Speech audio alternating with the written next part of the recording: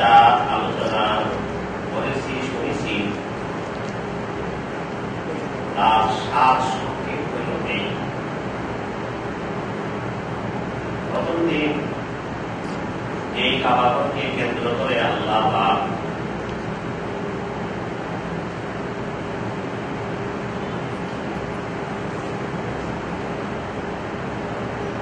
আর্থিক সচ্ছল শারীরিক সক্ষম ব্যক্তিদের উপর হজ খরচ করেছেন। এই কাবাগরকে না দেখে বহু বছর যাবৎ 5 ওয়াক্ত সালাত আদায় করতেছি কাবা মুখীতে মুতাওয়াজ্জিহান ইলা জিহাতি কাবাতিল শরীফাতি আল্লাহু আকবার বলে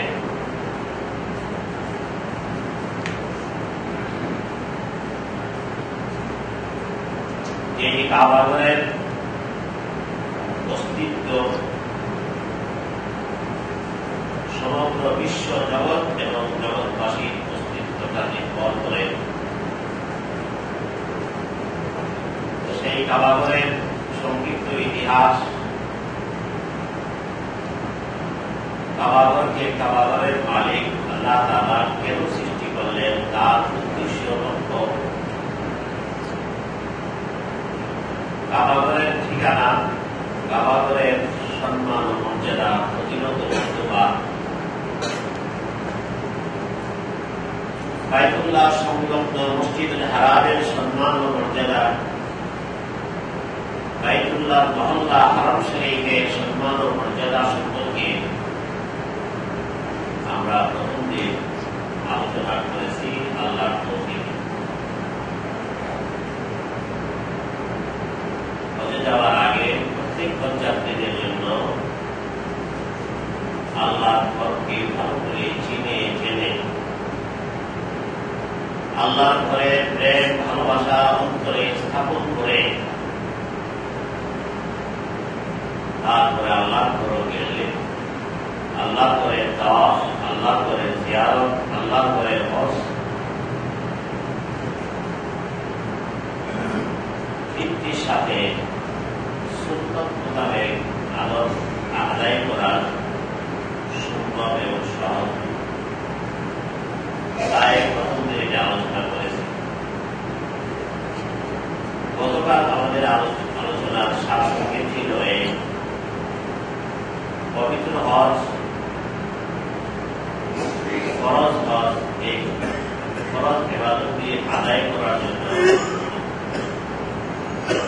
আমাদের শরিয়ত ইসলাম 3টি পদ্ধতি রেখেছে। 3টি পদ্ধতি থেকে একটি পদ্ধতি গ্রহণ করে হজ আদায় করলে হজ আদায় হয়ে যাবে, ফরজ আদায় হয়ে যাবে। সেই হিসাবে হজ 3 প্রকার। প্রথম প্রকার হজের নাম হচ্ছে ইফরাদ, দ্বিতীয় প্রকার হজের নাম হচ্ছে কিরান, তৃতীয় প্রকার হজের নাম হচ্ছে তামাত্তু। 3 প্রকার হজের সংজ্ঞা পরিচয় আপনাদের সামনে কালকে তুলে ধরার তরিকে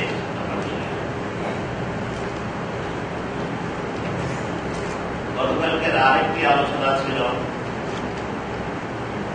ফরজ ইবাদত, হজ ফরজ ইবাদতকে আদায় করতে হলে 3টি আমল, 3টি কাজ অবশ্য ধর্মীয়, অবশ্য পালনীয়। এই 3টি আমলকে বলা হয় হজের মৌলিক ফরজ। হজের মৌলিক ফরজ কয়টি? 3টি। 1 নম্বর ইহরাম বাঁধা, 2 নম্বর ওকুফে আরাফা, আরাফার ময়দানে অবস্থান করা। আরাফার ময়দানে অবস্থান করা নির্দিষ্ট একটি মাঠ, পবিত্র ময়দান, নির্দিষ্ট তারিখে নির্দিষ্ট সময় অবস্থান করা হজের মৌলিক দিন, হজের দ্বিতীয় ফরজ। হজের তৃতীয় ফরজ হল 10ই জিলহজ, 11ই জিলহজ, 12ই জিলহজ। এই 3 দিন আল্লাহর মেহমানগণ সবাই মিনায় থাকবে। মিনা মক্কা শরীফ থেকে 5-6 কিলোমিটার দূরে তাবুক শহর বলা হয়, সেখানে অবস্থান করবে এবং বিরোধী সেখানকার হজের কিছু আমল প্রতিদিনই আদায় করবে। এক ফাঁকে এই 3 দিনের ভিতরে নিজ চেষ্টায় নিজ খরচে মক্কা শরীফ আসতে হবে। মক্কা শরীফ এসে আল্লাহর যে তাওয়াফটা করা হয় এই 3 দিনের ভিতরে, এই তাওয়াফটাকে বলে হজের ফরজ তাওয়াফ।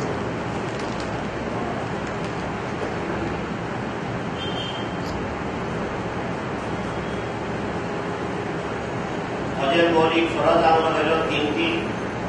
1 নম্বর ইহরাম বাঁধা, 2 নম্বর উকুফে আরাফা, 3 নম্বর তাওয়াফে ফরজ তাওয়াফ। এটাকে তাওয়াফে জিয়ারত বলে, তাওয়াফে রুকুন বলে, তাওয়াফে সদর বলে, বিভিন্ন নাম আছে। আপনাদের মনে রাখার সুবিধার জন্য আমি শুধু একটা নামই বলবো, ফরজ তাওয়াফ। আর ফরজ তাওয়াফ ওই 10, 11, 12, 3 দিনের ভিতরে যে তাওয়াফটা করা হয় এই হলো ফরজ তাওয়াফ। ইনশাআল্লাহ পরে আলোচনা হবে, আসবে তাওয়াফ, আল্লাহর ঘরের তাওয়াফ 4 প্রকার। ফরজ তাওয়াফ, ওয়াজিব তাওয়াফ, সুন্নত তাওয়াফ, নফল তাওয়াফ। এরপর আরেকদিন আলোচনা সংগ্রহ করেছে।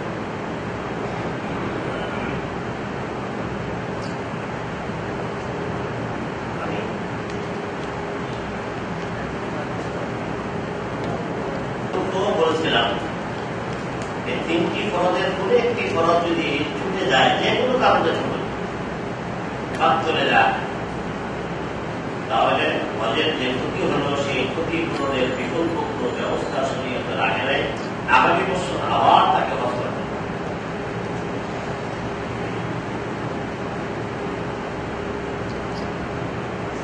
ইনশাআল্লাহ আজকে আমরা হজের মৌলিক 3 ফরজের নতুন ফরজ নিয়ে বিস্তারিত আলোচনা করবো ইনশাআল্লাহ।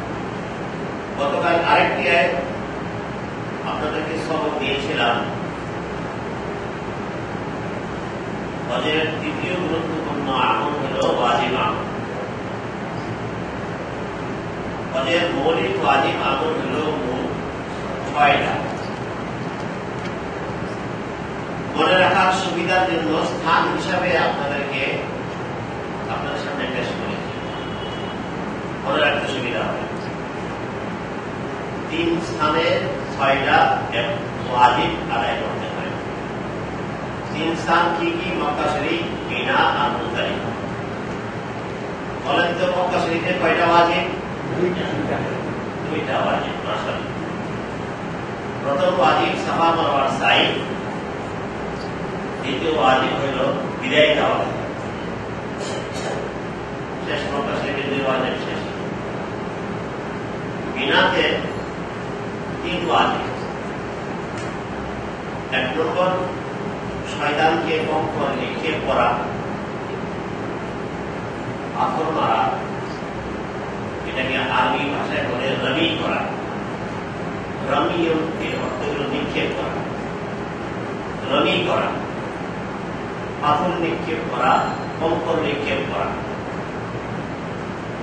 এটা ওয়াজিব।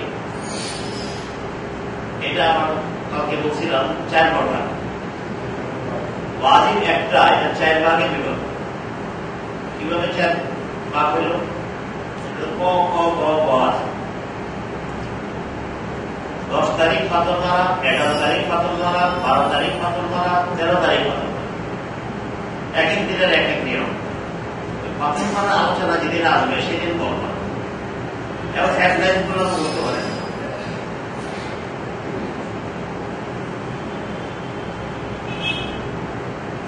মিনার কয় ওয়াজিব? একটা হলো পাথর নিক্ষেপ করা, 2 নম্বর কুরবানি করা, 3 নম্বর মাথার চুল চাষা বা কাটা। 3 আর 2 কত? 5। আর বাকি হলো 1। কি 1? ওয়াজিব। এই একটা ওয়াজিব এক স্থানে মুজদালিফায় আদায় করতে হবে ইনশাআল্লাহ। এই 6টা ওয়াজিব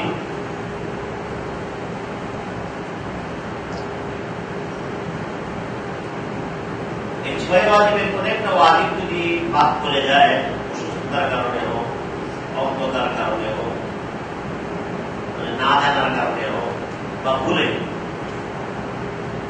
বলেছিলাম তার কাছেও কি হজের ক্ষতি হইল। এই ক্ষতি ওয়াজিব তরফ করার ক্ষতি পূরণের ব্যবস্থা শরীয়তে আছে। কি আছে? একটা দুম্বা বা ছাগল কিনে ওই হজের কোরবানি ছাড়া অতিরিক্ত একটা কোরবানি করে করলে ওয়াজিব তরফের ক্ষতি পূরণটা হয়ে যাবে।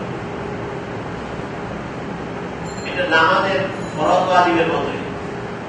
নামাজের বাইরে কয়েকটা ফরজ আছে, ভিতরে কয়েকটা ফরজ আছে। নামাজের ভিতরে 14টা ওয়াজিব আছে। কোন একটা ফরজ যদি বাইরে হোক ভিতরে হোক বাদ করে যায়, তাহলে এটা ক্ষতিপূরণের ব্যবস্থা নেই। আবার নতুন করে নামাজটা শুরু থেকে আবার করতে হবে। ফরজের বলে আর নামাজের ভিতরে 14টা ওয়াজিব আছে। কোন একটা ওয়াজিব যদি ভুলে ছুটে যায়, ইচ্ছা করে চালতে করা যাবে না। ভুলে যদি ছুটে যায় আর নামাজের ভিতরে স্মরণ হয়, আখিরি বৈঠকে আত্মাহিয়াত করে ডান দিকে একটি সালাম ফিরে যায়, অতিরিক্ত 2টা সেজদা, এই সেজদাকে বলে সাহু সেজদা, ভুলের ক্ষতিপূরণের সেজদা। সাহু সেজদা মানে কি? ভুলের ক্ষতিপূরণের সেজদা। মনে রাখবেন, একটা সহজতা করলে কি হয়ে যায়? ওই যে ওয়াজিব ছুটে গেছে, সেই ওয়াজিব ছুটে যাওয়ার ক্ষতি পূরণ হয়ে গেল, নামাজটা কমপ্লিট। আর ওয়াজিব ছুটলে কি বলছে? সহজতা থেকে বলো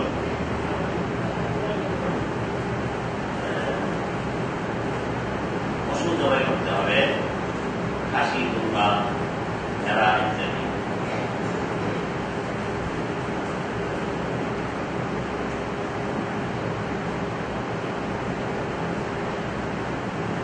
নামাজের ওয়াজিবের কথা আছে, একটা মাসলা শুধু মাঝখানে বলে দিয়ে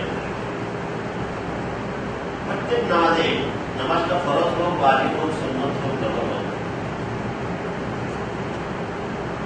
রুকু থেকে সামি আল্লাহু লিমান হামিদা বলা বলে ঘোরা, এটা সুন্নত।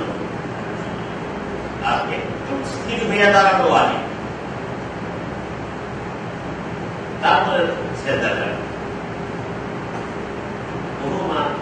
আছে রুকু থেকে মাথাটা ভালো করে স্থির হয়ে দাঁড়ানো দূরের কথা, এমনি খাস করে চলে যায়।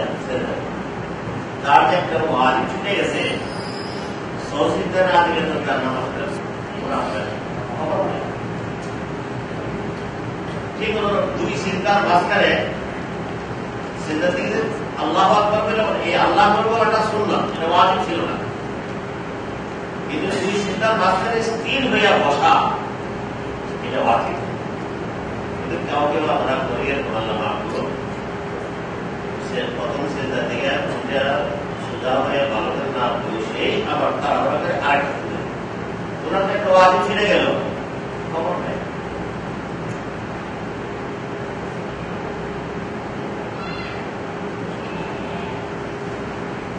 আল্লাহ আল্লাহ এই সমস্ত বন্ধুটির কারণে, বন্ধুটির সংশোধনের চেষ্টা না থাকার কারণে নামাজ আদায় করে গিয়ে নামাজ ইবাদতের স্বাদ পায় না, মজা পায় না, তৃপ্তি পায় না, কবুল বোধ করে না।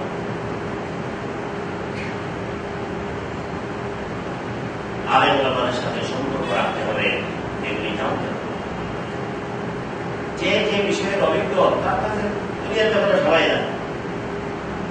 বাড়ি করবে ভালো আর্কিটেক্ট লেকচার একটা খুঁজে, ভালো রাজমিস্ত্রি খুঁজে, কিন্তু এবাদত দিকের ব্যাপার হইলেন যেটা আমার আখেরাতে কাজে আসবে, এটা একটা হইলে চলবে। এই হলো আমাদের চরম অবহেলা আখেরাতের ব্যাপারে। দুনিয়ার ব্যাপারে খুব সজাগ।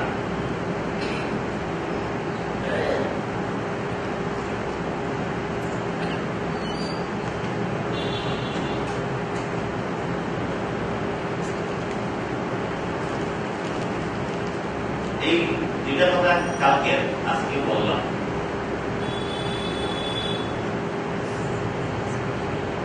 কালকে শুনছেন, আজ প্রথম শুনলেন। একটা শব্দ আমি বৃদ্ধি করে বলতেছি বাবা, হজের মৌলিক ফরজ কয়টা? হজের মৌলিক ওয়াজিব কয়টা? এই যে মৌলিক মৌলিক এই শব্দটা যুক্ত থাকবে, এটা বহিষ্কার দেয়। মৌলিক মানে আসল। হজের মৌলিক ফরজ তিনটা, শাখাগত ফরজ আলাদা।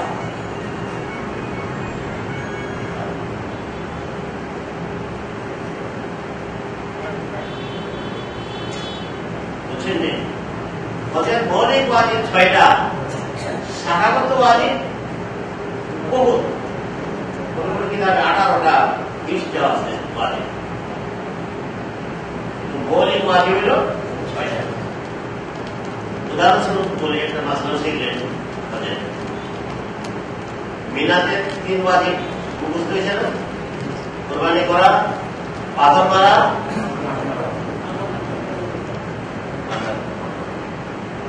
তিনটা ওয়াজিব। তো এই তিনটা সিরিয়াল মেনটেন করা ওয়াজিব, আরেকটা ওয়াজিব। এটা কিন্তু মৌলিক ওয়াজিব না। এটা মাঝখানে একটা মাসলা শিখিয়ে দিলাম। প্রথমে পাথর মারতে হবে, এই ওয়াজিবটা আদায় করতে হবে। তারপরে ওয়াজিব হলো কি? কুরবানি। তারপরে কুরবানির আগে যদি কেউ মাথা কাটায় ফেলে, সে আর ওয়াজিব করবে, তাকে দম দিতে, দম না দিতে যাইবে। এই সিরিয়াল মেনটেন করাটাও কি ওয়াজিব? এটা মৌলিক ওয়াজিব না, শাখাগত ওয়াজিব। আমি বুঝাইতে পারছি আপনাকে।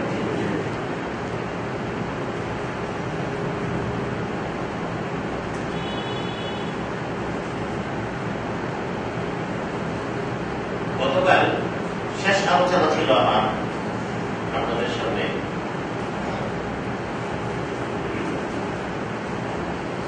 হজ 3 প্রকার, মানে 3 পদ্ধতির কোন একটি পদ্ধতি গ্রহণ করে হজ করতে পারে। 3 প্রকার নাম কাকে বলেছিলাম? ইফরাদ হজ, কিরান হজ, তামাত্তু হজ। প্রথম প্রকার যে ইফরাদ হজ, এটার সংজ্ঞা পরিচয় কালকে বলেছিলাম, বাকি দুইটার বলি নেই, আজকে মনে আছে?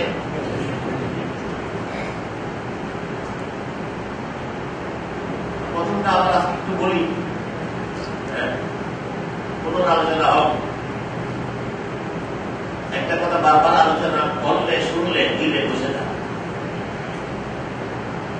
ফরজ রোজা রাখছি, রোজার কথাটা মনে নেই, 1 গ্লাস পানি খাই দিয়েছি বলে আমাদের শরীরে থেকে এবার তুমি বলে গেছো, তোমার রোজা ভাঙে নেই।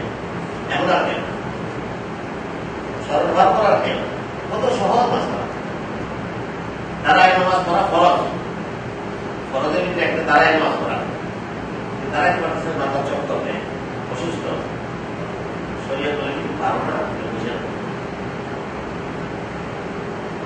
ইসলামের একটা আইনের ভিতরে মায়া, মমতা, গর্ব। উনি মুরব্বী প্রশ্ন করছেন, সবাই শুনেন নাই। একই হজের শহরে 2টা বা 3টা, মানে একাধিক ওয়াজিব ছুটে গেছে, দম একটা দিলে চলবে কিনা, না 3টে দিতে হবে?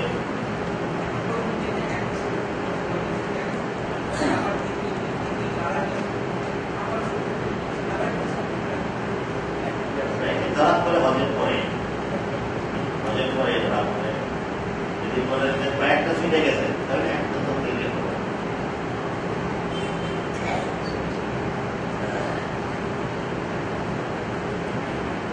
আচ্ছা, ইফরাদ হজ 3 প্রকার। এক প্রকার ইফরাদ হজ। ইফরাদ হজ কাকে বলে? যদি হজের মৌসুমে, হজের সিজন, এখন কিন্তু হজের সিজন, শাওয়াল, জিলকাদা, জিলহজ, এই 3টা মাস হল আল হজ্জু আশহুরুন মালুমাত। আল্লাহর মালিকে বলতেছেন আল হাজ্জ হজ এই ফরজ এই ইবাদতটি আশহুরুন মালুমাত নির্ধারিত কয়েকটি মাস। কি কি? শাওয়াল, জিলকাদা, জিলহজ। এখন হজের মৌসুম মানে শাওয়ালের চাঁদ উঠলে ইচ্ছা করলে কেউ হজের ইহরাম বাঁধতে পারবে। রমজান মাসে শাওয়ালের চাঁদ না উঠলে হজের ইহরাম বাঁধতে পারবে না, উমরার ইহরাম বাঁধতে পারবে।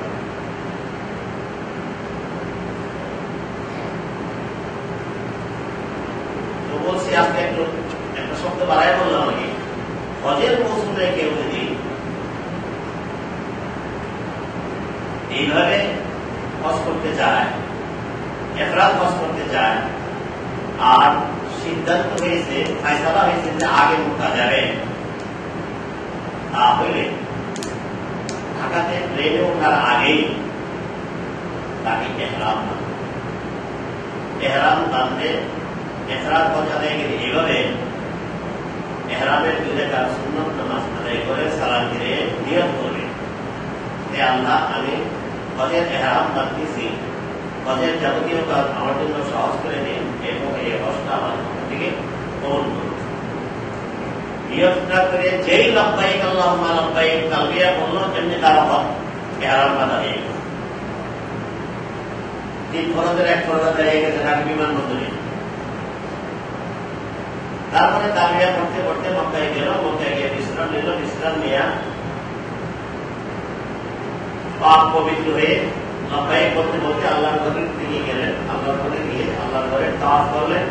এই যে তাওয়াফটা ইফরাদ হজ আদায়কারী প্রথমে গিয়েই যে তাওয়াফ, এটাকে এই তাওয়াফটার নাম হলো তাওয়াফে কুদুম। এই তাওয়াফটা সুন্নাত, সুন্নতের বাদ করা গুরুত্বপূর্ণ সুন্নাত।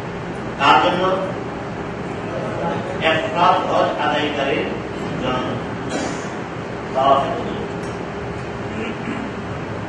তাওয়াফে কুদুম করে 2 রাকাত তাওয়াফের ওয়াজিব নামাজ আদায় করে ইচ্ছা করলে সাফা মারওয়া সাই করতে পারে। অগ্রিম মানে হজের সাফা মারওয়া সাই সিরিয়ান হল ফরজ তাওয়াফের পরে। এই ব্যক্তি ইফরাদ ওয়ালা ইচ্ছা করলে হজের আগে কি করতে পারে? সাইটা মিলে করতে পারে। শরীয়তের পক্ষ থেকে খুব সুন্দর কাজ অবকাশ দিয়ে রাখে, বাকিটা নিয়ম ভিন্ন, নিয়ম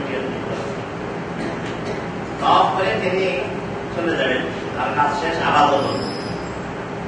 এই ইহরাম অবস্থায় দীর্ঘদিন মক্কায় অবস্থান করবে এবং ইহরামের নিষিদ্ধ জিনিস থেকে বিরত থাকবে, আর অপেক্ষা করবে 8ই জিলহজ কবে আসবে। 8ই জিলহজ আসলে তিনি মক্কা ছেড়ে নিয়ে মিনায় চলে যাবেন। 8ই জিলহজ মিনায় গিয়ে 5 ওয়াক্ত নামাজ পড়বে, তালবিয়া করবে। 9ই জিলহজ সকাল ঘুরে ফজরের আগেকার পরে মিনা ছেড়ে আরো 6 মাইল পূর্বে আরাফাত ময়দানে যাবে। আরাফাত ময়দানে সারাদিন কান্নাকাটি করে তওবা ইস্তেগফার করে সূর্যাস্তের পরে সন্ধ্যার পরে চলে আসবে মুজদালিফায়। মুজদালিফায় এসে মাগরিবের এশার নামাজ আদায় করবে আর খোলা আকাশের নিচে রাত কাটাবে। সকালবেলা ফজর নামাজ পড়বে, পরে মিনায় এসে 10 তারিখ এসে গেল। মিনায় এসে তার সুবিধা মতো সময়ে বড় শয়তানকে 7টা পাথর মারে। তার কথা বলছি, ইফরাদ হজ আদায় গেল। 7টা পাথর মারার পরে তার উপরে কুরবানি ওয়াজিব, তার জন্য মৌলিক ওয়াজিব একটা চলে গেছে। তিনি বড় শয়তানকে পাথর ফেলে এসে মাথা হলক করে ইহরাম ফেলে ফেলবেন। একদিন পরে ইহরাম করবেন। এরপর ঐচ্ছিক লেবাস পরে পায়জামা, পাঞ্জাবি, টুপি, গেঞ্জি টুপি পরে তার ঐচ্ছিক লেবাস পরে হজের বাকি 3 দিনের কাজগুলো আদায় করবে। এই পদ্ধতিতে যারা হজ করে এই হজটা না হইল আপনি মাঝখানে একটা কথা বলে রাখি, ইফরাদ হজ আদায় করলে তার কুরবানি ওয়াজিব না শরীয়তের পক্ষ থেকে। করে আল্লাহ তো আমাকে অর্থ সম্পদ যথেষ্ট দিয়েছে, আমি একটা কোরবানি করবো, যদি করেন তা নকল ইবাদত করেন। যদি করেন নিয়ত করে আমি করবো, নকলের সবকে ছাড়বো কেন? তাহলে আমার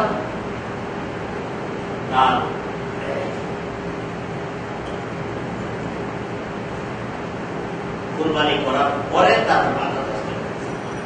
আগে নিয়ত করে আমি কোরবানি করবো, প্রথম মেনে কোরবানি করে বাধা আসবে। এখানে যদি ভুল এক্সিডেন্ট হয়ে যায় যে আমার কোরবানি ওয়াজিব নকল, আমি প্রথম মেনে এসে আগে মাথাটা কামাই তারপর কোরবানি দম দিতে হবে।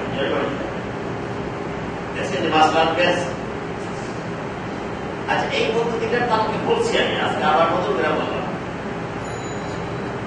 আমি আলোচনা করি গল্প আকারে, যাতে মনে রাখতে সুবিধা হয়। আমার উদ্দেশ্য কি, আপনারা সবাই মারলেন শিক্ষক পেয়ে যাবেন, অন্যদেরকে যেন বুঝাইতে পারেন। বেশিরভাগ হজযাত্রী আমাদের দেশ থেকে যায়, এই কোনো কিছু জানে না, অনেক মাসলা জানে না।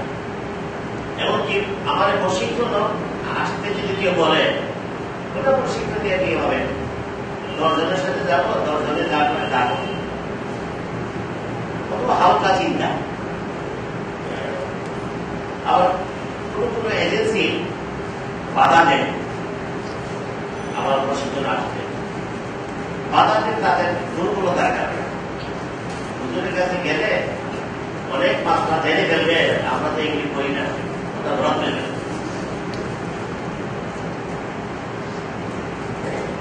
এবং তারা একটা কথা বলে, যে কথাটার মধ্যে শিরিকের গন্ধ আছে। ওই প্রশিক্ষণ দিতে যাবেন কেন, আমরা আছি না, আমরা তো আছি, আমরা আছি। এই কথাটা কিভাবে বলে? আমি আপনাদের সঙ্গে এখন আছি, এসার করে আপনাদের মারা যাবো, নিশ্চয় করতে হয়, যে কোনো সংক্ষিপ্ত আসতে পারে। আমরা আছি, আল্লাহ বলতে পারে যে আমি আছি, বাবুয়া মা কো মাইনা মা বন্ধু, তোমরা যে যেখানে থাকো আমি তোমার সাথে আছি, আল্লাহ বলতে পারে আমরা আছি। এই কথা শিরিকের গন্তব্য।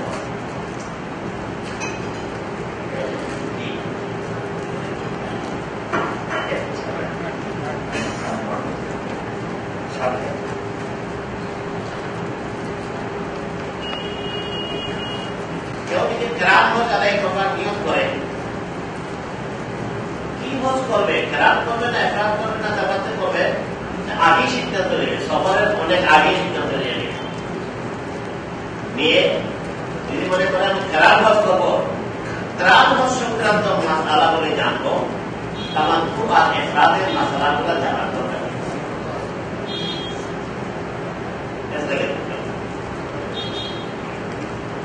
আর যদি সিদ্ধান্ত হয় যে তামাত্তু হজ করবো, শুধু তামাত্তু হজের নিয়মগুলা শিখব, এফরাদ আর কেরানের নিয়মগুলা শিখব না।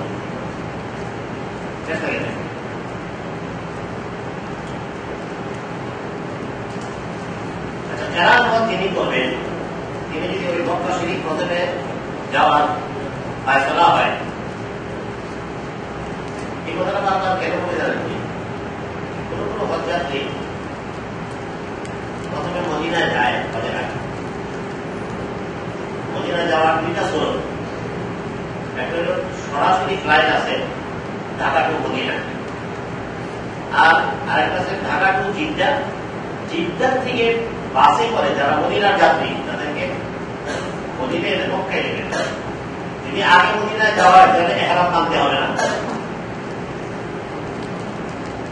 এহরাম বা কেরাত বা তামাত্তু যেটাই করো, ওই মদিনার থেকে মদিনায় 8 দিন থাকার পরে মদিনার থেকে তিনি রওনা দিবে মক্কার উদ্দেশ্যে, তখন ওই ঢাকা ইমিগ্রেশনের কাজগুলো করবে।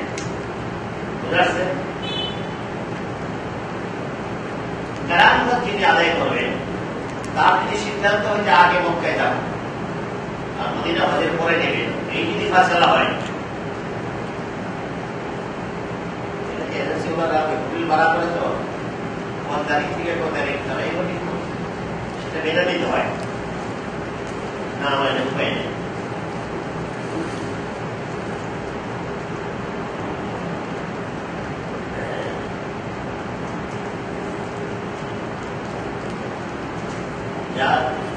যিনি চা বন্টন করছেন আধা কাপ দিয়ে ধরে দিবেন না, ঢাকা করে গেলে মসজিদটা চাঁদা করে মসজিদে চা চা করে খাওয়া।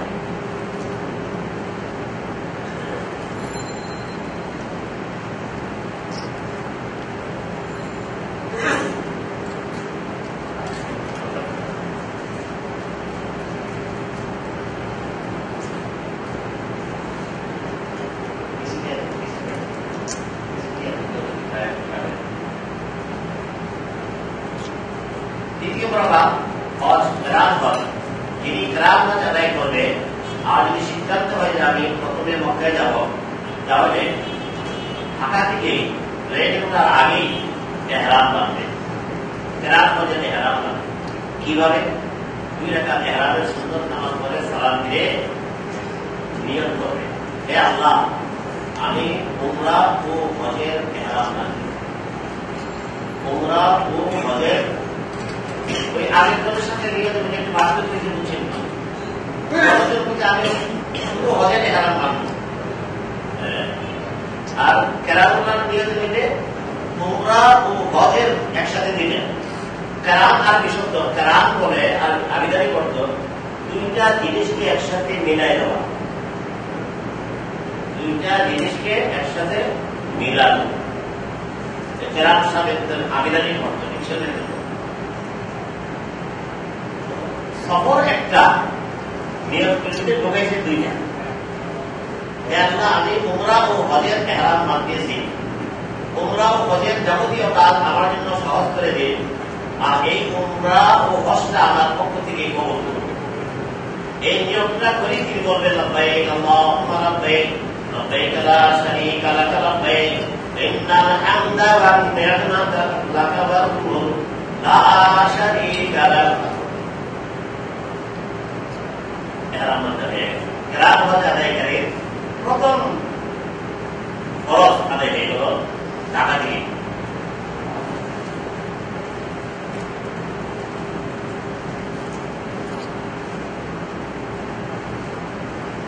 তারপরে পুরা তালবিয়া করতে করতে মক্কা শরীফ যাবে, পুরা রাস্তায় তালবিয়া করবে, মক্কা শরীফকে বিশ্রাম নেবে, বিশ্রাম নিয়ে মনের ক্লান্তি দূর করে সুস্থ সবল শান্ত মন নিয়ে লব্বাইক আল্লাহুম্মা লব্বাইক করতে করতে কাবা ঘরের পাশে যাবে, আল্লাহর ঘরের কাছে যাবে। আল্লাহর ঘরের কাছে গিয়ে আল্লাহর ঘরের তাওয়াফ করবে। এই যে তাওয়াফটা করতেছে, এই তাওয়াফটা তার জন্য ফরজ তাওয়াফ। তাওয়াফটা আরম্ভ করার সময় নিয়ত করবে, হাজরা আসওয়াদ থেকে হাত ইশারা করে প্রথমে নিয়ত করবে, হে আল্লাহ আমি উমরা ফরজ তাওয়াফ আরম্ভ করতেছি। উমরা ওই তার নিয়ত উমরা ছিল কষ্ট করে 8 তারিখ থেকে, কিন্তু সেটা ঢুকাই দিছে, ওদের সাথে উমরাকে ঢুকাইছে। এই জন্য তার এই তাওয়াফটা ফরজ, উমরার ফরজ। আর আগের জন্য ইহরামের সুন্নাত ছিল।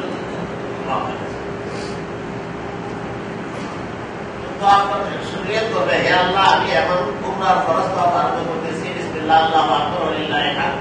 হাতে চিমা দিয়ে 7 চক্কর দিবে।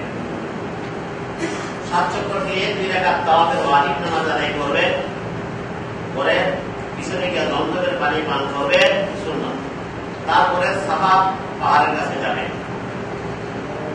এই 5-6 মিনিট তার ব্যাগে যাবে। সাফা পাহাড়ের কাছে গিয়ে সাফা থেকে মারওয়া, মারওয়া থেকে সাফা 7 বার আসা যাওয়া করবে, এটাকে সাই বলা হয়। এই সাইটা ওয়াজিব। উমরাতে 2টা ফরজ 2টা ওয়াজিব, আর হজের মধ্যে কয়টা ফরজ আর ওয়াজিব? উমরার হজের মধ্যে এই পার্থক্য। তিনি প্রথমে উমরা আদায় করতেছেন, ফরজ আদায় করছেন, উমরার ফরজ, এবং সাফা মারওয়ার সাই ওয়াজিব। সাফা মারওয়ার সাই করে মাথা কামাইতে পারবে না, ওই আগের জনের মতো এফরাদুল আসর। কেন? ওই যে সফরের মধ্যে হজপুর প্রবেশ করছেন, ঢুকাই দিচ্ছে। এই কারণে তিনি মাথা কামাইয়া হালাল দিতে পারবে না, এহরাম করতে পারবে না।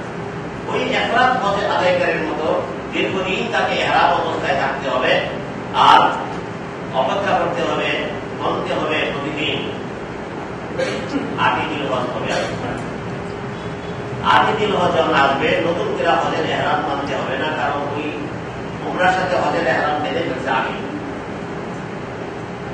এখন 8 তারিখ তিনি ওই আগের মধ্যে আর ওই লোকটার মধ্যে মিনায় যাবে, মিনায় গিয়ে 8 তারিখ অবস্থান করবে, 9 তারিখ সকালে চলে যাবে আরাফায় গিয়া সারাদিন কান্নাকাটি তওবা ইস্তেগফার করে সন্ধ্যার পরে আসবে মুজদালিফায়।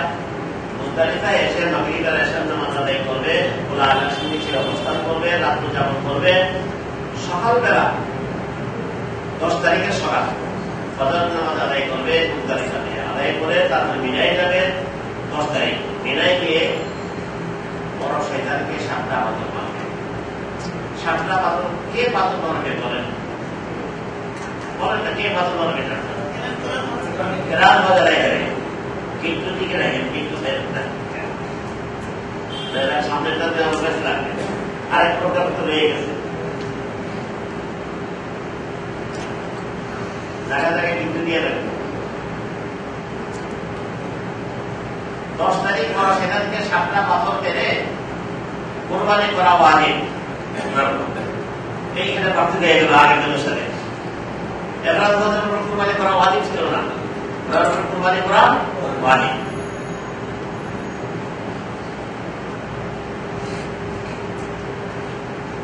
কোরবানি করার পরে উনি মাথা কামাবেন, মাথা চাষবেন। মাথা চাষার পরে গোসল করে ঐচ্ছিক লেবাস করবে, ইহরাম থেকে মুক্ত হয়ে গেল। ওই সেলাই বিহীন 2টা চাদর খুলে পায়জামা পাঞ্জাবি টুপি পরে বাকি 3 দিনের যে কত কাজ আছে, একটা ফরজ তওয়াফ আছে বা একটা ওয়াজিব আছে, এগুলি সব আদায় করবে ঐচ্ছিক লেবাসে, ইহরাম লাগবে। এই পদ্ধতি গ্রহণ করে যারা হজ করে, এই হজটার নাম হইল কেরান হজ। বলুন তো দেখি, কেরান হজ আর ইফরাদ হজের নিয়ম পদ্ধতিতে জায়গা জায়গায় কিছু পার্থক্য আছে কিনা? এখন আসেন 3 প্রকার। আরেক প্রকার হয়ে গেছে তামাত্তু হজ। কেউ যদি তামাত্তু হজ আদায় করতে চায়, নিয়ত করছে, আর যদি প্রথমে মক্কায় যাওয়ার সিদ্ধান্ত হয়, তাহলে ঢাকাতেই ট্রেন ওঠার আগেই ইহরাম বাঁধবে। তামাত্তু হজ আদায়কারী ইহরাম বাঁধার সময় 2 রাকাত ইহরামের সুন্নত নামাজ পড়ে সালাত ফিরিয়ে নিয়ত করবে। নিয়তের মধ্যে সে বলবে, হে আল্লাহ, আমি উমরার ইহরাম বাঁধতেছি। আগে 2 জনের সাথে পার্থক্য হয়ে গেল। প্রথম জনে বলছিল, হে আল্লাহ, আমি হজের ইহরাম বাঁধতেছি। দ্বিতীয় জনে বলছিল উমরার হজের ইহরাম। ইনি কি বলবে? হজের কথা বলতে পারবে না, ভুলে ভুলে ফেলেছে কেরাম দিয়ে।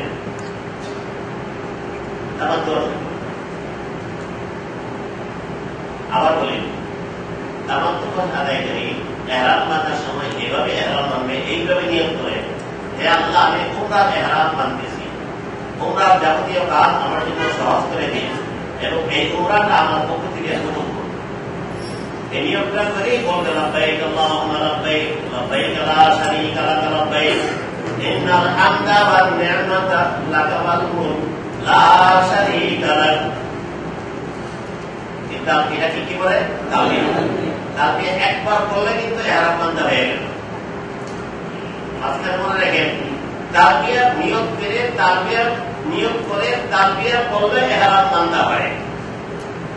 2টা সেলাই বিহীন চাদর গায়ে দিলে ইহরাম বাঁধা হয় না। অনেকের ধারণা ইহরামের 2টা চাদর পড়ছে, ইহরাম বেঁধে দিয়েছে।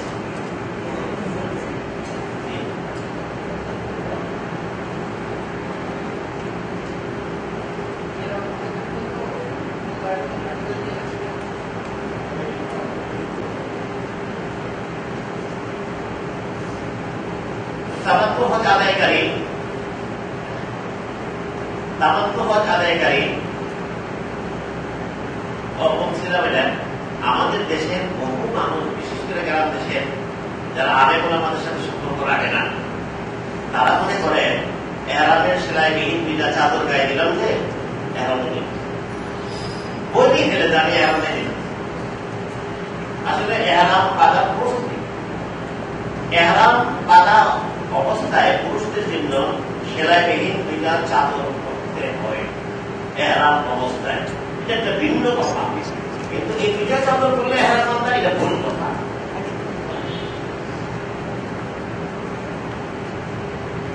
নিয়ত করে তালবিয়া করার নাম করে এহরাম বাঁধা, একথা খুব ভালো করে বুঝবেন, অন্যদেরকে বলবেন।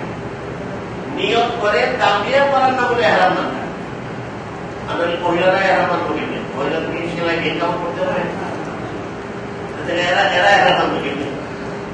সাদা দুই চাদর করলে যদি এহরাম বাঁধতে, মহিলারা তো এহরাম বাঁধতে না। খুব একটা সূক্ষ্ম কথা, কিন্তু জরুরি কথা, সূক্ষ্ম এবং জরুরি আমরা অনেকে জানি। আবার বলি, নিয়ত করে এহরাম বাঁধা, নিয়ত করে তালবিয়া করলে এহরাম বাঁধা। এই জন্য মহিলারা তারা এহরাম বাঁধবে কিভাবে? তাদের জন্য আমাদের সাদা সেলাইবিহীন চাদর করতে হবে না। তারা জন্য বহুত ফেসিলিটি শরীয়তে দেওয়া আছে।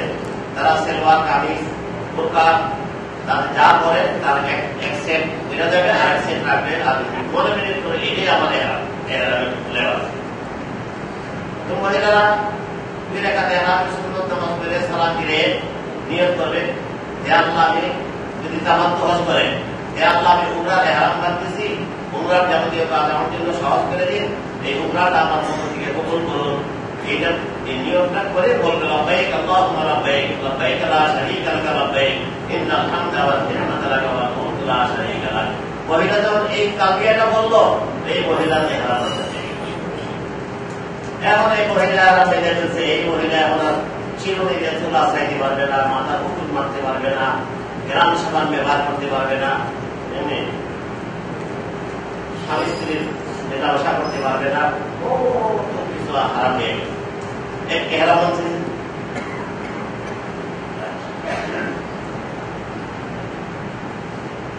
আমি বারবার বলতেছি, আপনাদের খুশিলায় যারা আমার প্রশিক্ষণ আসে নাই, তারাও যেন আপনাদের কাছ থেকে শিখে এহরাম বাঁধা কাকে বলে।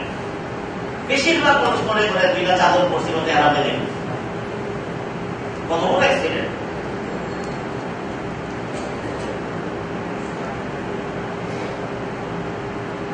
তামাত্তু হজ আদায়কারী ব্যক্তি নিয়ত করবে কি, হে আল্লাহ, আমি উমরার এহরাম বাঁধতেছি। আপনারা বাংলাতে আলেম ওলামা যারা অর্থ বুঝেন, তারা আরবিতে বলে, তাদের জন্য আলেমদের জন্য, মানে যে আলেমরা আরবি ভাষা বুঝে, মর্ম বুঝে, তাদের জন্য আরবিতে বলা উত্তম।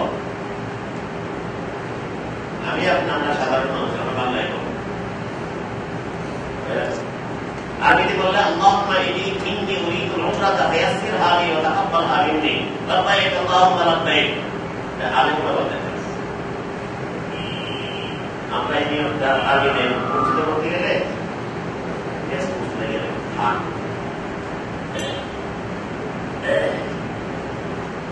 তো তামাত্তু আদায়কারী উমরার নিয়তে তালবিয়া করে এহরাম বেঁধে ফেলল। এখন তালবিয়া করতে করতে মক্কা শরীফ গেল, মক্কা শরীফ গিয়ে বিশ্রাম নিল নিজ নিজ রুমে, পথের ক্লান্তি দূর করে, রাত্রে হইলে সকালে, সকালে হইলে রাত্রে, মানে পুরা সময় বিশ্রাম নিয়ে তারপরে ক্লান্তি দূর করে পবিত্র হয়ে লাব্বাইক আল্লাহুম্মা লাব্বাইক বলতে বলতে কাবাগরের কাছে যাবে। কে যাবে? তামাত্তু হজ আদায়কারী। আপনাকে বলায়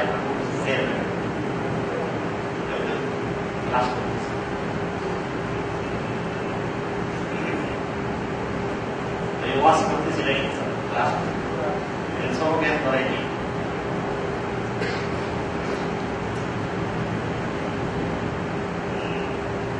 তো কাবাগরের সামনে গিয়ে আল্লাহ তাওয়াফ করবে, তাওয়াফ শুরু করবে এই নিয়তে, বলবে, হে আল্লাহ, আমি উমরার এহরাম বাঁধতেছি না, হে আল্লাহ, আমি উমরার ফরজ তাওয়াফ আদায় করতেছি। আল্লাহ তুমি সহজ করে তো কবুল করে। এরপরে হাজরা আসওয়াদ থেকে ইশারা করে বিসমিল্লাহ আল্লাহু আকবার ওয়া লিল্লাহিল হামদ জমা দিয়ে 7টা চক্র দিবে, ফরজ তাওয়াফ করবে। তামাত্তু হজ আদায়কারী প্রথম ফরজ আদায় করছে প্লেন ওঠার আগে, দ্বিতীয় ফরজ এখন শেষ করলো, ওমরার দ্বিতীয় ফরজ শেষ, এখন তার ওয়াজিব কাজ হয়ে গেছে। সাফা মারার সাই করবে এক ওয়াজিব, সাই কেনাকে মাথা কামাই করবে দ্বিতীয় ওয়াজিব। মাথা কামায়া এহরাম থেকে মুক্ত হয়ে যাবে, গোসল গোসল করে ঐচ্ছিক লেবাস ধারণ করবে, তার যেটা বলেছেন পায়জামা পাঞ্জাবি টুপি লুঙ্গি ইচ্ছা অনেক সেলাইযুক্ত লেবাস এখন করতে পারে। তার কথা কে তামাত্তু হজ আদায়কারী, এখন সে স্বাধীনভাবে চলবে আর অপেক্ষা করবে, 5 ওয়াক্ত নামাজ পড়বে, মসজিদুল হারামে এসে আর সুযোগ পাইলে বাধা না দিলে তখন জবাব করবে। এইভাবে দিনগুলো অতিক্রম করে আর 7 দিন হতে অপেক্ষা করবে। আর আগের দিনের কথা কি বলবো, 8 দিন হতে, আর ওনার কথা বলতেছি 7 দিন হতে অপেক্ষা করে, 7 দিন হতে হয়ে আসবে। যেই 7 দিন হজ আসবে, এখন নতুন করে এহরাম বাঁধা, মানে হজের এহরাম বাঁধা প্রস্তুতি নেবে। দিনের বেলাও এহরাম বাঁধতে পারে, রাত্রে করলো, সাধারণত রাত্রে আমরা করি।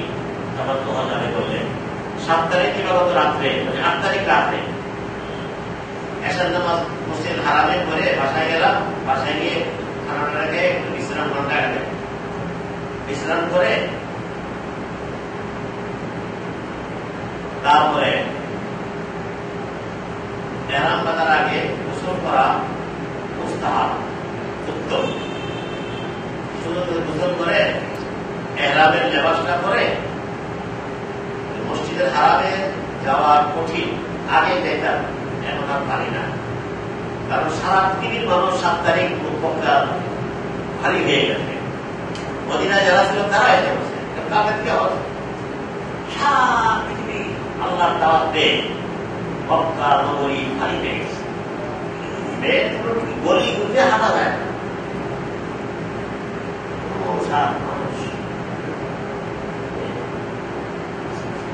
আমি আর আপনার সাথী হাত দিয়ে বেরিয়েছি, আপনি নাই। এই জন্য আমি অভিজ্ঞতার আলোকে বলি, আগে প্রথমে আমি রাত্রে 11টার সময় মসজিদের হারামে গিয়ে 2 রাকাত এহরাম সুন্নাত নামাজ করে এহরাম হজের এহরাম মানতাম, তেমন হজ করলেন। এখন আমার বহু অভিজ্ঞতার না বলি না, কিন্তু হারাই নেই, বাসায় নেই গোসল করে, যদি গোসল করতে মনে আছে গোসল করতে, গোসল করলেও চলে। এহরামের লেবাসটা পরে 2 রাকাত এহরামের সুন্নাত বাসায় পড়ে। প্রত্যেক রুমে মক্কা শরীফে বাসায় থাকবে একটা এরু দেওয়া আছে, কাবার কোন দিকে কেবলা কোনদিকে তীর দেওয়া আছে, ওখানে 2 রাকাত এহরামের সুন্নাত নামাজ করে নিয়ত করেন, হে আল্লাহ আমি হজের এহরাম মানতেছি। এখন আপনার কথা বললে ভুল হবে, আপনার আসল হজ যেটা জন্য গেছে এটা আজকে হে আল্লাহ আমি হজের এহরাম মানতেছি, হজের যাবতীয় কাজ আমার জন্য সহজ করে দিন এবং এই হজটা আমার পক্ষ থেকে কবুল করুন। নিয়তটা করে লব্বাইক আল্লাহুম্মা লব্বাইক, লব্বাইক লা শারীকা লাক লব্বাইক, ইন্নাল হামদা ওয়ান নি'মাতা লাক ওয়াল মুলক লা শারীকা লাক। একবার বললেই তা এহরাম বাঁধা হয়ে যায়, 3 বার বলা সুন্নাত। একবার বললে কি হয়ে যায়, এহরাম বাঁধা হয়ে গেছে, 10টা হয়ে গেছে। হজের 3 ফরজের 1 ফরজ আদায় করে ফেললো, যার বাসায় এসে জানলে কত সহজ। তবে যখনই আমরা তালবিয়া করবো 3 বার লব্বাইক আল্লাহুম্মা লব্বাইক করেন,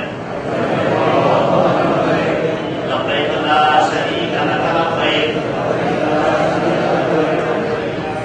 মাশাআল্লাহ, বুঝে আমরা আগে আমি থাকলে পেরে শুদ্ধ করে বুঝতে পারাইতেছি, আমি থাকলে আপনারা বলে আমার আগে لبيك اللهم لبيك لبيك لا شريك لك لبيك إن الحمد والنعمة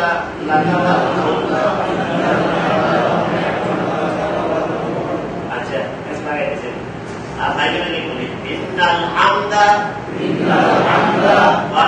হামদা বলুন না হামদা ইন্নাল হামদা ওয়ান নি'মাতা লাকা ওয়াল মুলক লা শারীকা লাক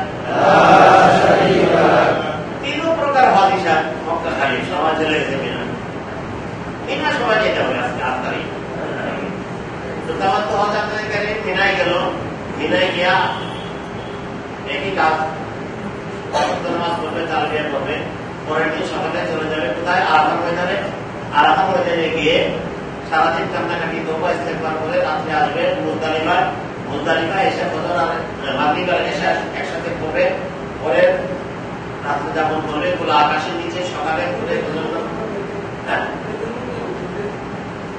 মাগরিব আর এশার নামাজ পড়তে বলছি এশার নামাজে দিতে পারে এই নিয়ে বেজার আছে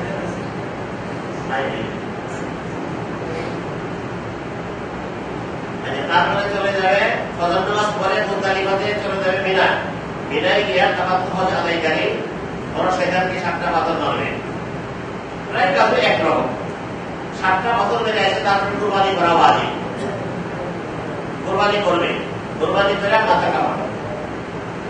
মাথা কামায়া পঁচিশ নামাজ পড়ে বাকি 3 দিনে 10, 11, 12, 13 3 দিন 4 দিনের পরে কাজ আছে এগুলি আদায় করবে পঁচিশ নামাজ পড়ে এই পদ্ধতি গ্রহণ করে যারা হজ করে এটাকে বলে 3 প্রকার হজের পরিচয় সম্পর্কে জানলেন আগে বলে এখন আপনাদের কারো যারা নতুন জানেন আর কি তাদের অনেকের মনে একটা প্রশ্ন ঘুরপাক খাইতেছে 3 প্রকার তো শুনলাম আপনি আমাদের পরামর্শ দেন এই 3 প্রকারের কোন প্রকার হজ করলে আমার জন্য একটু সহজ হবে আশা করি তো এই প্রশ্ন আপনাদের পক্ষ থেকে আমি আমাকে বললাম মানে আমার জবাবটা শুনেন আমরা বাংলাদেশের মানুষ لبيك لبيك لا شريك لك لبيك لا شريك لك لبيك لك لبيك لا مقصدا لا شريك لك لبيك إن الحمد والنعمة لك والملك لا شريك لك لبيك اللهم لبيك لبيك لا شريك لك لبيك إن الحمد والنعمة لك والملك لا شريك لك তিন প্রকার হজের নিয়ম নীতি সংজ্ঞা পরিচয় আপনাদের সামনে আমি তুলে ধরলাম এখন জানার বিষয় হল যে 3 প্রকার হজের মধ্যে কোন প্রকার হজ করার জন্য আপনি আমাদেরকে পরামর্শ দেন এই জবাব হল এই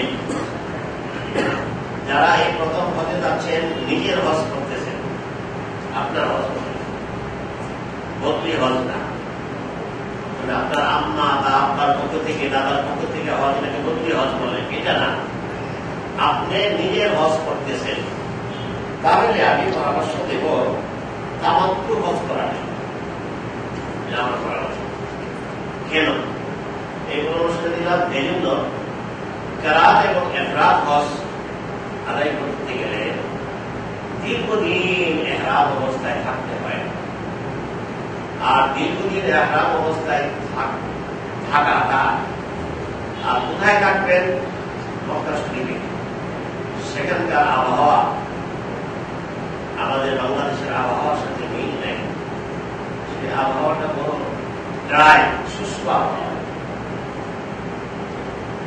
অনেকে ঠুট ফেটে যায় এই পায়ে ঘুরানি ফেটে যায় ড্রাই হওয়ার কারণে নানান সমস্যা আছে এই জন্য দীর্ঘদিন এহরাম অবস্থায় থাকাটা এহরামের নিয়ম নীতি পালন করে কঠিন, কষ্টকর। এই জন্য আমার পরামর্শ হইল বাঙালিরা এত কষ্ট করতে পারে না। তামাত্ম হজ করলে সুবিধাটা হইল এই আজকে রওনা দিয়ে আপনার শরীর গেলেন, আজকে লাইন আপনার এহরাম মানলেন উমরা এই ঢোকার আগে, ইনশাআল্লাহ আগামীকালই আপনি সকালে হোক বা দুপুরে হোক বা বিষয়টা রাত্রে, যেহেতু রোদ্রে দিতে পারবো না তো আপনাকে রাত্রে ঘুরে বেশি আপনি রাত্রে আজকে আমাদের আগামীকাল দিবে হয়তো রাত্রেই বা আগামী কেউ তো আগামীকাল সকালেই তোমরা খরচ কম করে সাফা বানার সাইড করে মসজিদ থেকে বের হইয়া ছেলে পয়সা 1000 টাকা পাই ফেললো। আর মহিলা যদি তামাত্তু হজ আদায়কারী হয়, মহিলা তামাত্তু হজ আদায়কারী তোমরা সাফা খরচ তওয়াফ করে তোমরা খরচ তওয়াফ করে সাফা বানার সাইড করে তারা যার তার বাসায় গিয়া মহিলারা মহিলাদের রুমে গিয়া মাথার চুলের ঝুঁকি ফেলে চুলের মুখ ফিরে দিলে চুলের আঘাত থেকে একটু চুল কেটে তারা এহরাম থেকে মুক্ত হয়ে গেল। আর আমরা পুরুষরা মসজিদ থেকে বেরিয়ে কিন্তু সেরের মাথায় পথে ঘাটে সেরের বেশি মাথায় বাইরে বাস এহরাম শেষ। এহরামের নিয়ম নীতিটাও আর পালন করা দরকার নেই, ঐচ্ছিক লেবাস বলে। আবার এহরাম মানব কবে? 7 দিন হজ দিবাগত রাতে হজের এহরাম মানব। তো হজের এহরাম বেঁধে পরের দিন ভোরে চলে গেলেন মিনা, তারপরের দিন আরাফায়, এরপরের দিন আবার আসলে মিনা, 3 দিন বা 3.5 দিন মিনায় আসে বড় সেদেরকে পাথর মেরে কোরবানি করে মাথা কামাইরা 3 দিন 3.5 দিনের ভিতরে এহরামটা থাকতে হবে। এত কষ্ট করে না, মাত্র অল্প কয়টা দিন। আর যারা কেরাত হজ করবে বা ইফরাদ হজ করবে, আর যদি অভিজ্ঞ আবেদের কাছ থেকে পরামর্শ ছাড়া ফার্স্ট ফ্লাইটে যায়, অনেকের একটা নতুন হজের যারা ফার্স্ট ফ্লাইটে যেতে চায়, সব আর আবেগ ঘুষ তো হয় নাকি ঘুষ কিনি হয়। তো যারা প্রথমে গেল 1 মাস আগে, হজের 1 মাস আগে, এবার হয়তো 16 তারিখ 15-16 তারিখ তো হইতে পারে আরাফার দিন, মে মাসের 14-15 তারিখে ফ্লাইট শুরু হয়ে গেল। যদি ফার্স্ট ফ্লাইটে গেল এফরাত বা কেরাত হজ আদায়কারী, কথার কথা ফার্স্ট ফ্লাইটে তারা যায় না, তার পিছনে শয়তান বসা, শয়তান কিন্তু সব হাজিদের সাথে যাবে মক্কা, এটা মনে রাখবে, এটা খুব মনে রাখবে। চিরসত্যি আমাদের পৃথিবীতে যাবে, জায়গায় জায়গায় চেষ্টা করবে আমাকে আপনাকে দিয়ে হজ বিরোধী কাজ করে, হজটা যাতে আমার কাছে কমন না করে, তার মিশনই এটা। তো ফার্স্ট ফ্লাইটে যারা যাওয়ার আগ্রহ তাদের কিন্তু একটা রেজাল্ট দিকে যায়, সেটার যোগাই নেই। ফার্স্ট ফ্লাইটে গেলে প্রধানমন্ত্রী আমাদের কিয়াকলের পত্রিকা আমার ছবি টবি আসবে, এই ধরনের একটা বাজে চিন্তা এটা হস্তগত হয়ে গেল।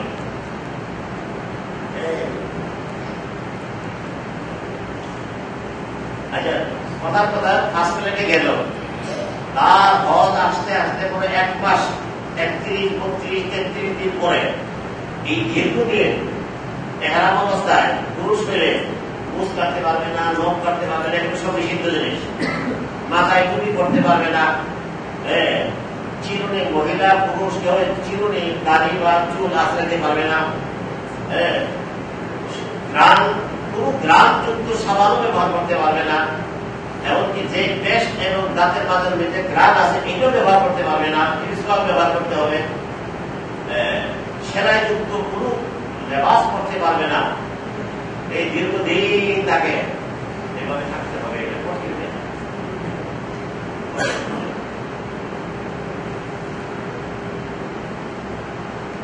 কেউ তো এটাও আসে যখন শুনে যে নবী সাল্লাল্লাহু আলাইহি ওয়াসাল্লাম কেরাত হজ করছিলেন, আমি কেরাত করব, এই একটা আসে নবী সাল্লাল্লাহু আলাইহি ওয়াসাল্লাম কেরাত হজ করছে, আমি করব। আরে ভাই, নবী সাল্লাল্লাহু আলাইহি ওয়াসাল্লাম মদিনা থেকে ইহরাম নিতে আসছিলেন জিলকদ মাসের শেষে দিয়ে, আগে তো আগে আসেন নাই, ফার্স্ট ফ্লাইটে আসেন নাই, ফ্লাইট ছিল না, উটের উপর ভাই হেঁটে আসছে, উট উঁচুর উপর আরোহণ করে আসে।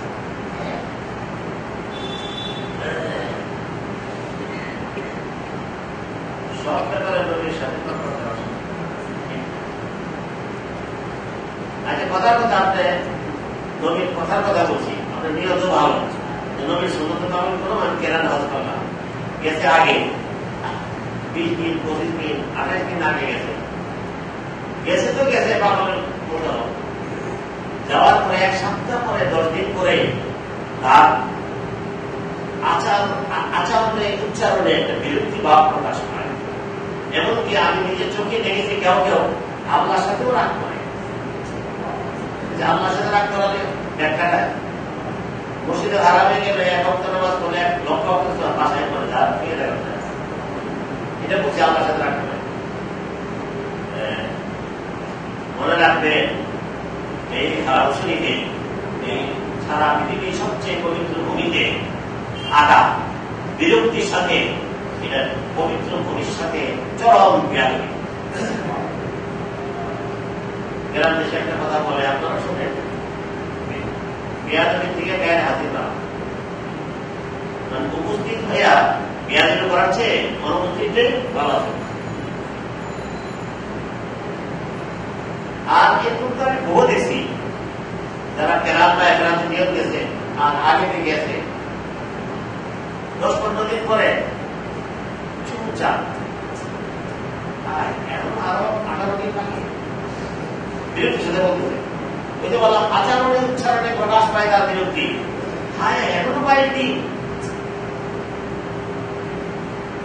এই জন্য আশাটা করে দিলাম, খুব গুরুত্বপূর্ণ বিষয়। আমার সব কথা সব কিতাব বইয়ে পাবেন না। বিরক্তি সহকারে পবিত্র ভূমিতে অবস্থান করা, পবিত্র ভূমির সাথে চরম বিয়াদবি, এই সব দিক লক্ষ্য করে আমি পরামর্শ দিচ্ছি আপনাদেরকে, তামাম তো বস করবেন। সাথে আরেকটা কথা বলে নেই, যে কোনো হতেই করেন আগে আগে যারা এমন কিছু করতে পারবেন না। এখন যদি আমাদের অসুবিধা কালকে যদি এজেন্সিকে একটু বলেন আমার ফ্যারেন্টটা শেষে দিয়ে দেওয়া, আপনার কথা শুনবে না। তারা তাদের মনে করবে, তারা আপনার কথা তখনই শুনবে যখন টাকা না দেবেন। টাকা কিছু দিয়ে দেবে আর আপনার কথা শুনবে, তাদের কথা শুনবে। এটা তাদের থেকে আমার অসুবিধা কালকে কে বলবো যে আমার ফ্লাইটটা শেষে দিয়ে অনেক কিন্তু সুবিধা, কিন্তু এটা না আসবে, তারা তাদের মনে করবে। এরকম ভবিষ্যতে যারা হতে যাবেন তারা এই পরামর্শ নিয়ে নেন।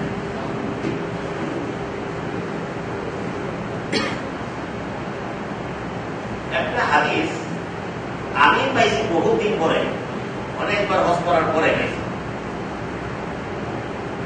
আল্লাহ রাসূল, যে আল্লাহ রাসূল বলছেন মসজিদের হারামে 1 ওয়াক্ত নামাজ পড়লে 1 লক্ষ ওয়াক্তের সওয়াব। তিনি বলতেছেন উম্মতকে হজ করার পরে দেরি করে না, তাড়াতাড়ি বাড়িতে এসে ফলিয়া তাহাজ্জুদ শব্দটা তাড়াতাড়ি করে বাড়িতে এসে একদিকে বললেন ওখানে 1 ওয়াক্ত নামাজ পড়লেন, একদিকে আমি 5 ওয়াক্ত নামাজ পড়লাম, 1 ওয়াক্তে 1 লক্ষ ওয়াক্তের সওয়াব। আবার বলতেছেন হজ শেষ, দেরি করে না, তাড়াতাড়ি বাড়িতে এসে রহস্যটা কি? এই রহস্যটা বুঝছে বহুবার হজে দেওয়ার পরে এই হাদিসের মর্মটা বুঝে আসে। তুমি পাগলামে গেলাম যে বেশি দিন থাকবা, প্রথমে থাকার পরে হজ করা পর্যন্ত এই পবিত্র ভূমির যে মায়া মহব্বতা ছিল, যত বেশি দিন থাকবা মায়া মহব্বতা কমে যাবে, হ্রাস হওয়ার আগে আগে চলে এসে বুঝছেন মর্মটা হাদিসের। হ্যাঁ, আবেগের সন্তান হবে না।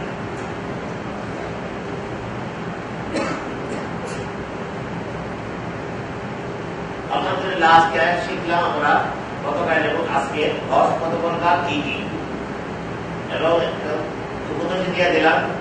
তামাত্তু হজ করলে যারা বদলি হজ করবে তারা কিন্তু তামাত্তু হজ করতে পারবে না।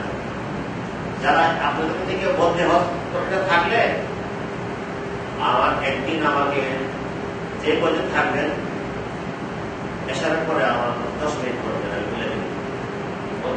করার নিয়ম একটু সামান্য পার্থক্য আছে। কয়েকজনের জন্য আমি সময় নষ্ট করব, এটা আছে। হজ 3 প্রকার: ইফরাদ হজ, কিরাত হজ, তামাত্তু হজ। আশা করি আপনারা বুঝতে পারছেন প্রত্যেকটা হজের নীতির নিয়ম নীতি একটু ভিন্ন। কিন্তু দুঃখের সাথে আবার বলি, বহু হজযাত্রী যায় আমাদের দেশ থেকে, হজ যে 3 প্রকার এটাও জানে না। ওই মেনাবতীরা ওই তার আগে স্লোগান 10 জনে যার করে তাই 10 জনে মিনা গেছে, আমি মিলে গেলাম। 10 জনে আরবা গেছে, 10 জনের সাথে যাবো, 10 জনের সাথে আসবো। হজ 3 প্রকার এটা জানে না। আমি অনেক হাজি ছেলেকে আসার পথে ট্রেনে বাসে পাশে বসে জিজ্ঞেস করে আর কি হজ করছে, তো মক্কা শরীফের হজ করছে। জানলে কি বলতেন, আমি কেরান হজ করছি বা ইফরাদ হজ করছি বা তামাত্তু হজ করছি, কিন্তু জানেন না, শিখে যায় নাই। ওইটা মক্কা শরীফের হজ করছে। বিশাল এতগুলি অর্থ ব্যয় করলো, এত কষ্ট করলো, আমও গেল, সালাও গেল।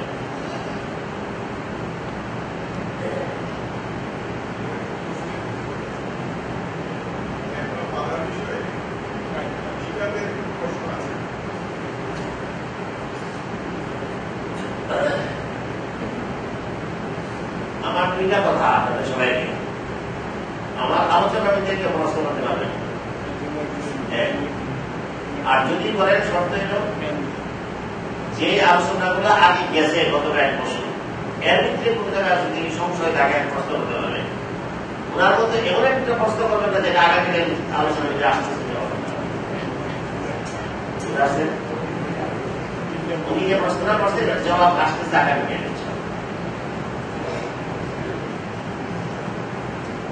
যে প্রশ্নটা আমি জানি যে আগামীতে আসতেছে, এটার প্রশ্নগুলো আমি দিব না, চুপ করে থাকবো। আমার প্রশ্ন আমার কাছে করা আমার আলোচনার ভিতরে প্রশ্ন করতে নিষেধ করি এই জন্য, আপনারা দেখতেছেন আমি সশরীরে আপনাদের সামনে এটা বসে হজের আলোচনা করতেছি। আসলে আলোচনার সময় আমি চলে যাই মক্কা শরীফে, এনার মধ্যে এখানে থাকে না। কেউ একটা প্রশ্ন করলাম, আমাদের লাইন এখানে যাবার এখানে এসে বলি, আমার জিজ্ঞেস করতে পৌঁছিলাম। এই জন্য আমার লাইন থেকে এখানে থাকে। প্রশ্ন করলে আমি খুশি হব, আমার অনুমতি আছে এশারের পরে। কিন্তু প্রশ্ন কোনটা করবেন, বিগত আলোচনার মধ্যে কোন একটা মাসালার মধ্যে যদি সংশয় সন্দেহ থাকে সেটা হল করার জন্য প্রশ্ন করবেন। নতুন এমন প্রশ্ন করবেন না যেটা আগামী। আচ্ছা, আজকে আসলে সব বেশি আগাইতে পারি নেই, বাকি অনেক কিছু আমি যত কথাই বলি, প্রয়োজনীয় কথাই তো বলি আপনাদের, এটাই পথে না হবে। এখন আমার আলোচনার বিষয় কি শুরু করছি, আগামী কেন চলবে ইনশাআল্লাহ। হজের মৌলিক ফরজ কয়টা? 3টা। 1 নম্বর ইহরাম বাঁধা। এবং একটা করে ব্যাখ্যা শুরু করব। ইহরাম বাঁধা যেহেতু হজের মৌলিক 3 ফরজের প্রথম ফরজ, এই ইহরাম সম্পর্কে আলোচনা শুরু করতেছি। আজকে শেষ করতে পারবো না, 10 মিনিটে, আরো আধা ঘন্টা লাগবে। আগামী যতটুকু পারে আপনারা আলোচনা হয়নি। ইহরাম বাঁধাটা যেহেতু ফরজ, গুরুত্বপূর্ণ ফরজ, এটা শুনতে হবে গরজের সাথে। খরচটা গরজের সাথে শুনতে হবে, আগ্রহের সাথে শুনতে হবে। ইহরাম বাঁধা যে হজের মৌলিক 3 ফরজের এক ফরজ আমল, এই ফরজটা যদি 100তে 100 বার কেউ আদায় করতে চায়, পরিপূর্ণভাবে যদি এই ফরজটা আদায় করতে চায়, তাহলে তাকে কতগুলি প্রশ্নের জবাব জানতে হবে, শিখতে হবে।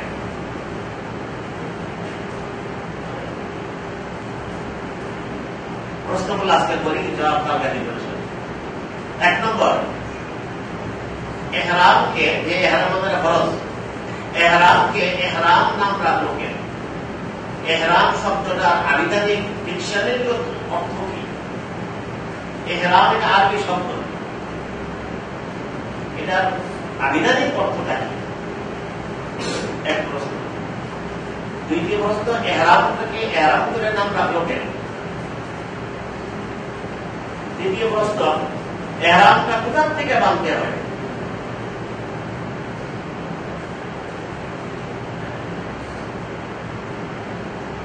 এহরাম বাঁধার, এহরাম কেন বাঁধতে হয় এটা একটা প্রশ্ন।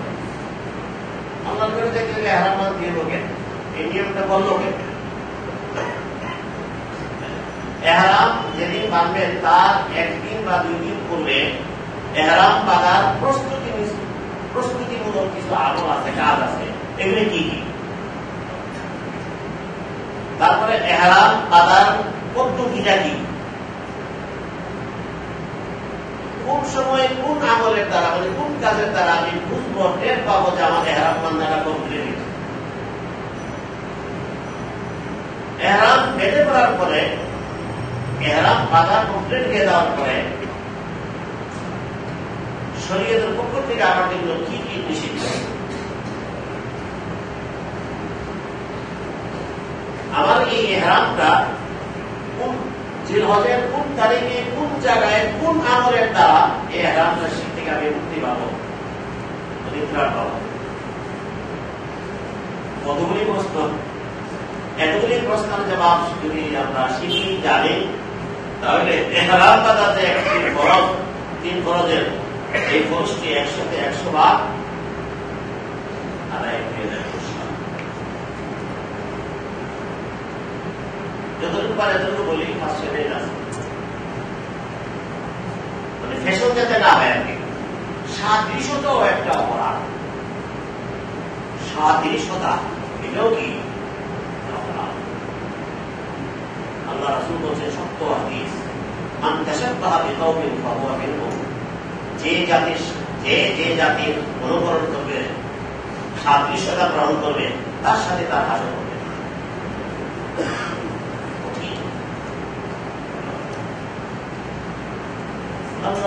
আবার নেক কাজের সাদৃশ্যতা হয়, সাহাবায়ে কেরামের, উলামায়ে কেরামের, বুজুর্গদের দিনের সাদৃশ্যতা, আমি এই আমলটা করি, বুজুর্গদের দিনে এলে বাসটা করছে, আমি এলে বাসটা করবো, এটা ফায়দা আছে। সাদৃশ্যতা ভালো কাজে খারাপ কাজে দুই কাজেই। বললাম একটা কথা, समझने वाले वो समझ गए, ना समझने वाले बैठे रहे।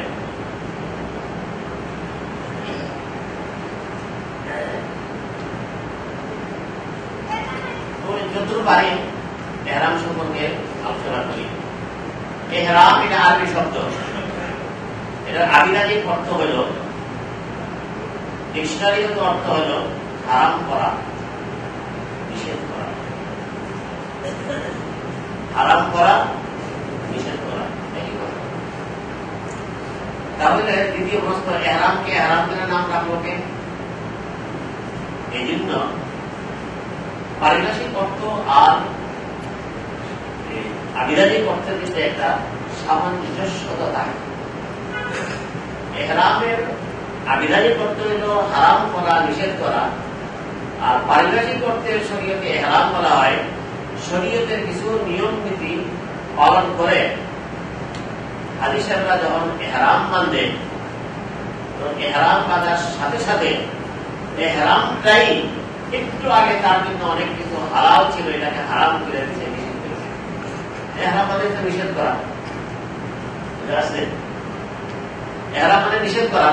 এহরামটা এহরাম গেল, এহরাম শরীয়তের নিয়ম নীতি অনুযায়ী, নিয়মটা আসতেছে, নিয়ম নীতি পালন করে কেউ যদি এহরামটা বাঁধে, এহরাম বাঁধার একটু আগে তার জন্য অনেক কিছু হালাল ছিল, বৈধ ছিল, জায়েজ ছিল, এহরাম বাঁধাটা ওইগুলাকে হারাম ছিল।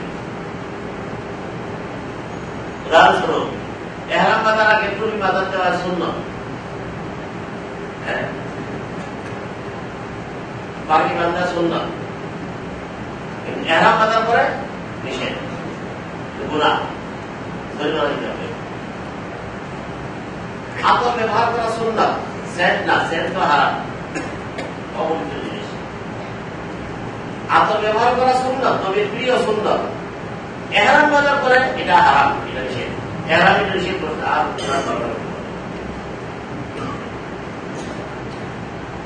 স্বামী স্ত্রীর বিশেষ মেলামেশা একটা হালাল জায়েজ, এহরাম বাজার করে এটা হারামে নিষেধ।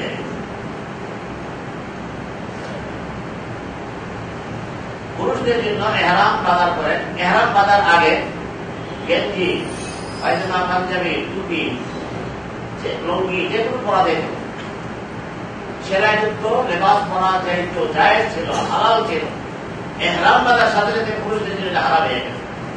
এখন আর কোনো সেলাইযুক্ত কাপড় লেবাস করতে পারবে না। কে হারাম করলো? এহরাম। আর এহরাম কাজ আমরা বুঝাই ফেলছি কালকে আজকে, নিয়ত করে তালবিয়া বললেই এহরাম হতে হবে। এই এহরামটা বাঁধার সাথে সাথে একটু আগে একটা হালাল ছিল, একটু আগে কি হয়ে যাবে? হারাম হয়ে গেছে। নামাজের তাকবীরের তাহরিমার মতো, নামাজের তাকবীরের তাহরিমা, তাহরিমা মানে হারাম করা, হারাম করা। যে প্রথমবার আল্লাহু আকবার বলছে যে নামাজে প্রবেশ করলাম, এটা ফরজ, তাকবীর তো ফরজ না। এই আল্লাহু আকবার এই ফরজটা আদায় করার সাথে সাথে একটু আগে আমার জন্য হাঁটা চলা করা, কিছু খাওয়া যায় ছিল, আল্লাহু আকবার পালন করেন, খাওয়াটা হারাম হয়ে গেছে। তাহরিম, তাকবীরের তাহরিমটা আমাকে অনেক কিছু দিকে হালাল, একটু আগে হালাল ছিল হাঁটা চলা করা, এখন আর হাঁটা চলা করা। নামাজটা বুঝলে হজটা বুঝতে সহজ হয়ে। দুইটা প্রশ্ন উত্তর হয়ে গেছে, কিন্তু একটা আবিধানিক অর্থ কি এহরামের, আর একটা হলো এহরামের নাম কাপড়কে কলাগাছের নাম আগে ওটাকে এহরামকে এহরাম করে নাম এই জন্য রেখেছে, শরীয়তের নিয়ম অনুযায়ী একজন হজযাত্রী যখন এহরাম বাঁধেন, এই এহরামটা এহরাম বাঁধার পূর্বে তার জন্য অনেক কিছু হালাল আর জায়েজ ছিল, এই হালালকে হারাম করে দিচ্ছে এহরামে, আর এহরাম মানিয়ে হারাম করা নিষেধ করা।